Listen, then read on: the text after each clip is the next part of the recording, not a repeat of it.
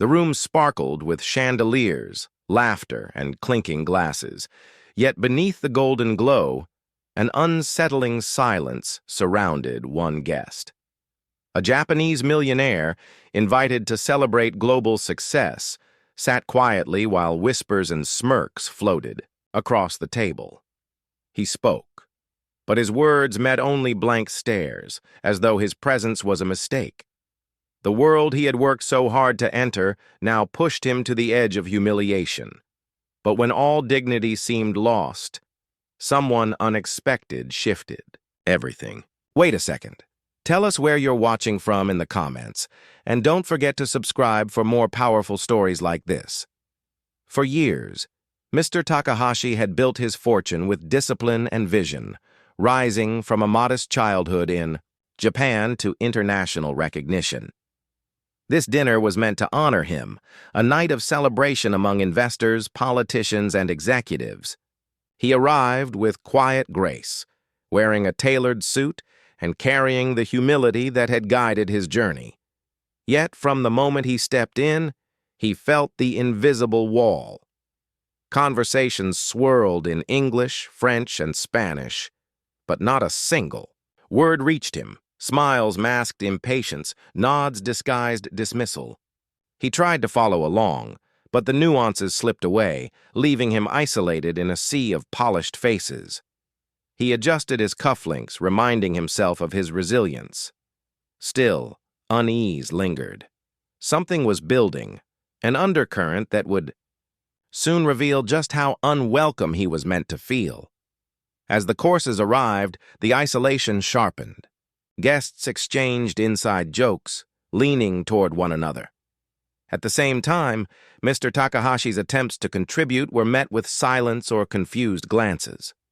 A waiter paused by his chair longer than necessary, placing his plate with an almost mocking precision as though to highlight his foreignness. Across the table, a man whispered something that drew laughter, and though no words were clear, the direction of their eyes told him everything. He was the subject. The discomfort wasn't just exclusion, it was deliberate. He reached for his glass, steadying his hand, but inside, a storm brewed. Memories of long nights working harder than anyone else returned. He had endured rejection, barriers, and prejudice before, but never so brazenly. Never at an event designed to honor him. A hush fell when he tried once more to address the group, his accent thick, but his meaning clear. Yet again silence followed, broken only by muffled snickers. He felt small, foreign, diminished. This was more than language. It was a wall of arrogance and subtle racism designed to strip away his dignity.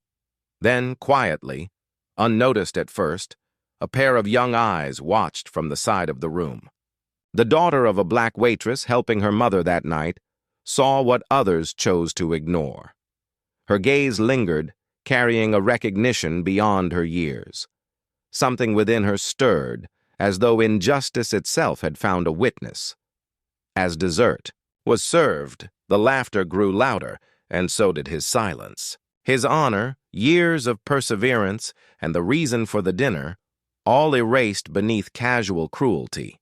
Then, unexpectedly, a small, trembling voice broke the room's rhythm. The waitress's daughter, no older than 12, stepped forward, translating his words into perfect English. The room froze. Every sentence he had tried to share, she carried with clarity and respect. The guests, startled, turned their eyes toward her and then toward him. For the first time that night, his voice was heard. What they dismissed as foreign became wisdom in their own tongue. The power shifted. What began as humiliation transformed into revelation. In that moment, the silence was no longer his. It belonged to them. Applause followed, but it wasn't for the guests at the table. It was for the courage of a child who refused to let prejudice steal another man's dignity.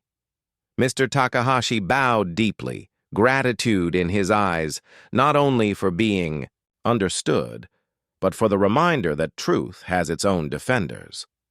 The room's arrogance dimmed, replaced with uneasy reflection. Racism had tried to silence him, but it was undone by innocence and empathy. He would leave that night carrying more than a memory of disgrace. He had proof that voices rise, even in the smallest forms, against injustice. This wasn't just his story. It is the story of many. The question is, how many more moments like this will it take before change truly begins? Tell us, where are you watching from? Take care.